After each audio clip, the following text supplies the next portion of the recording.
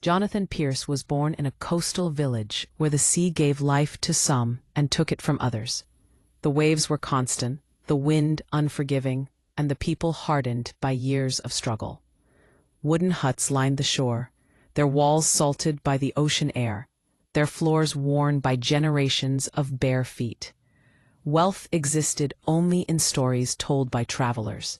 In Jonathan's world, survival was the only ambition.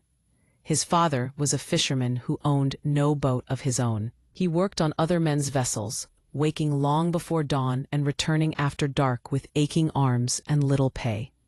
His mother dried fish and mended nets for pennies. Some days there was food. Some days there was only hope. Jonathan grew up watching men gamble their lives against the sea, knowing that one storm could erase a family forever. He learned early that effort alone did not promise reward. Many strong men drowned poor. When Jonathan was 16, a violent storm struck without warning. Boats were smashed. Nets were lost. His father never returned. The sea, which had fed them for years, finally took its price. Grief did not wait for Jonathan to mature. It forced him to. He became the provider overnight. He carried crates, repaired docks, cleaned fish, and begged for work wherever he could find it. Merchants paid him poorly because they knew he had no choice. Others treated him like he was replaceable, because he was. At night, Jonathan sat by the shore, listening to waves crash against the rocks, wondering if this was all life would ever be. Poor, tired, invisible. One afternoon, while helping unload salted fish from a trading ship, Jonathan noticed something strange. The merchant sold fish preserved in barrels for far more than the fishermen earned for catching them. The fishermen risked their lives. The merchant risked coin. Jonathan asked quietly, "Why do these sell for so much?" The merchant looked at him and said, "Because people pay for preservation, boy, not effort." That sentence settled deep inside Jonathan. Over the following weeks, he paid closer attention. He noticed how much fish was wasted when catches were too large. He saw families throw away food they could not preserve. He watched hunger exist beside abundance. An idea formed slowly. Jonathan remembered stories his grandmother once told him about old preservation methods: drying, salting, smoking fish so it could last through winters. Most villagers no longer practiced them properly. It took patience, discipline, time. Jonathan had nothing but time. He began experimenting in secret. He built a small smoking shelter from scrap wood near the cliffs. His first attempts failed. Fish spoiled. Smoke burned too hot. Rats ruined supplies. He lost what little he had. People laughed. "You're chasing shadows," they said.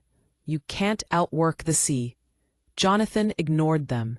He learned through failure. He adjusted airflow. He changed salt ratios. He worked through cold nights, guarding his fire, learning by pain and repetition. Slowly, the results improved. One morning, a trader passing through tasted Jonathan's smoked fish and paused. "This will last months," he said, "and it tastes better than most." He paid Jonathan more for that one bundle than Jonathan usually earned in a week. That moment changed everything. Jonathan reinvested every coin. He expanded his shelter. He bought better salt. He worked relentlessly. While others slept, Jonathan watched fires. While others complained, Jonathan refined his craft. But success brought resistance. Local merchants accused him of interfering with trade. Fishermen mocked him for playing merchant. One man told him, "Know your place, you're a dock boy." Jonathan responded with work, not words. Within 2 years, Jonathan employed several villagers. He paid fairly. He taught them discipline and patience. "Quality lasts longer than luck," he told them. His preserved fish traveled inland. reaching towns far from the sea, where fresh fish could not survive the journey. Jonathan's product could. Wealth grew slowly but steadily. Not sudden, not reckless, built on consistency. Jonathan rebuilt his mother's home. He ensured widows and struggling families had work.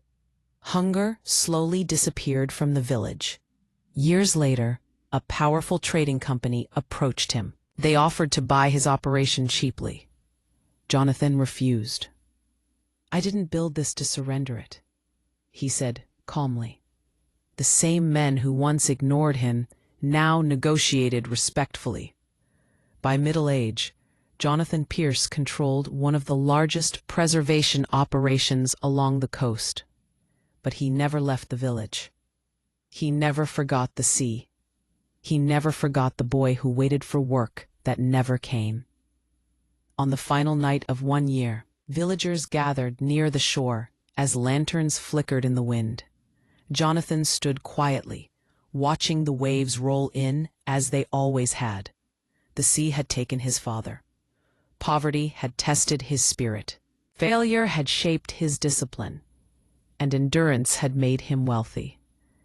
Jonathan understood something few ever do. Riches are not earned by avoiding hardship, but by learning how to master it. His story became a quiet lesson passed from parent to child, that even in a world ruled by storms, a disciplined mind can build calm. If this story touched your heart, don't forget to subscribe for more powerful stories inspired by Eric Bertrand Larsen.